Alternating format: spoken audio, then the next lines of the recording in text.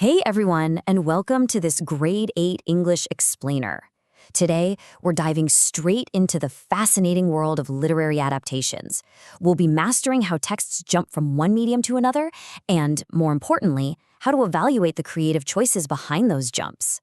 By the end of this, you won't just be reading stories, you'll be dissecting them like a pro director, figuring out exactly how characters, structure, and settings transform from the page to the stage. Here's our quick roadmap for today.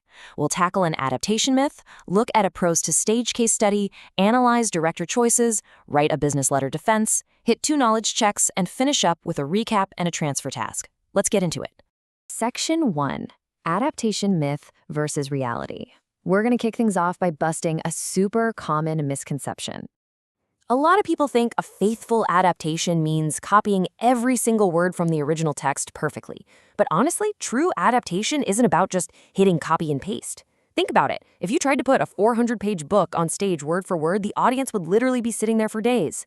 A successful adaptation respects the original text, sure, but it molds the core experience, the tone, and the central conflicts to fit the unique strengths of an entirely new format.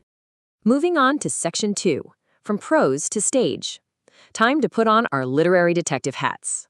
Let's look at how a story actually makes that leap. In our original prose example, the author can dive right into Jack's brain. We get his internal thought. If I don't find the silver key, but look at the stage adaptation. You can't just beam thoughts into a live audience's head, right? So the stage directions establish a chaotic study, and Jack's internal panic turns into physical pacing and spoken, muttered dialogue. The core conflict and setting are totally preserved, but the delivery mechanism has shifted drastically to fit the stage. Section 3. Analyzing director choices. If you were the director here, you'd have to make some very specific calls. We can actually break those directorial choices into 4 clear buckets: what was retained, omitted, reordered, or transformed. For Jack, crucial elements like the messy setting, the silver key, and that panicked mood, retained. But the narrator's internal voice, that had to be omitted. To make up for it, the action of sweeping the papers was reordered to happen while he's talking instead of after. And the biggest shift, that internal monologue was completely transformed into frantic, spoken dialogue. These aren't just random changes, they're highly calculated decisions. So why make those specific choices? Well, it all comes down to distinguishing between a medium constraint and a simple error. A medium constraint is a limitation built right into the format itself. A stage play just doesn't have an omniscient narrator who can pause time and read minds. Shifting thoughts to spoken dialogue is a necessity to overcome that constraint. An error, on the flip side, is an accidental, unjustified change, like, say, swapping the silver key for a gold key when the metal type has absolutely nothing to do with solving a staging problem. All right, Section 4, the business letter defense. Let's see how professionals handle this. When you're defending creative choices to producers or critics in a formal business letter, you can't just say, "I changed it because I felt like it."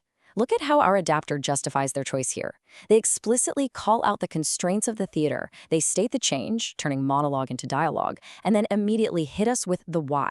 The audience cannot read thoughts. They wrap it up by confirming this choice successfully keeps the original urgent tone intact.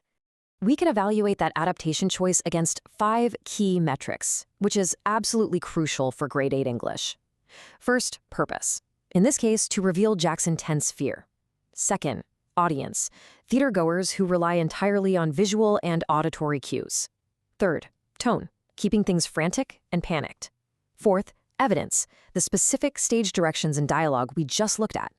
And finally, effect, ensuring the audience grasps the high stakes instantly without needing a narrator. When you're writing a business letter defending an adaptation, these 5 criteria are your best friends.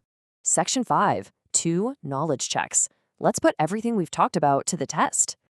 Here's your first check. Why did the director transform Jack's internal thought into spoken dialogue? Was it A, to make the scene run longer, or B, to overcome a medium constraint of the stage? Think back to what we just covered. If you guessed B, you nailed it. To overcome a medium constraint. Prose can easily handle internal thoughts, but a stage play relies entirely on physical action and dialogue. Adapting his thoughts into speech isn't just filler. It's a necessary structural fix to make the scene work in a live theater setting. Okay, check 2. Let's say the stage adaptation accidentally left out the existence of the deed entirely, changing the plot for no real reason. Would you call this a medium constraint or an error? That is a textbook error. Remember, a medium constraint dictates how a story is told, not the core story itself. The stage is perfectly capable of letting characters talk about a deed. Taking a major plot point out completely doesn't solve any sort of staging problem. It's just an unjustified mistake. Knowing the difference between an error and a constraint is key to analyzing how faithful an adaptation really is. And that brings us to Section 6, Recap and Transfer Task. Let's lock all this in. Here is your quick 3-sentence recap for today. 1. Faithful adaptations transform a text to fit a new medium, rather than copying every word exactly. 2. Choices to retain, omit, reorder, or transform are driven by the new medium's constraints. And 3. We evaluate these choices against purpose, audience, tone, evidence, and effect. To wrap up, I'm leaving you with a transfer task to try out on your own. Take a look at Oscar Wilde's classic play, The Importance of Being Earnest. It's famous for its super sharp, rapid-fire dialogue. Your task is to imagine adapting a scene of that play into a modern text message format on a smartphone screen. Then write a short business letter defending your choices. What do you absolutely have to retain? What gets transformed into emojis or abbreviations? And how on earth do you maintain Wilde's biting tone when you're restricted to text bubbles? It's a really fun puzzle to solve. So what creative choices will you make to bring a classic into the digital age? Thanks for joining me for this explainer, and I'll catch you next time.